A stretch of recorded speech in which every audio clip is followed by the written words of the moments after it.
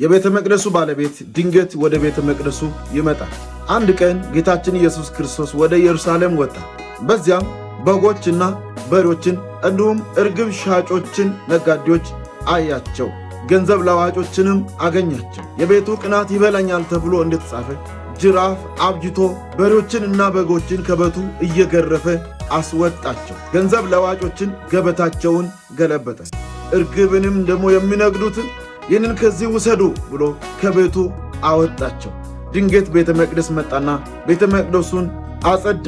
ዛሬም ክፋት እየበዛ በጸሎት ቤት ውስጥ የማይገባ ነገር እየተደረገ እግዚአብሔር ዝም ያለ የሚመስላችሁ ወንድሞችና እህቶች ግዴላችሁን በትዕግሥት ጠብቁ።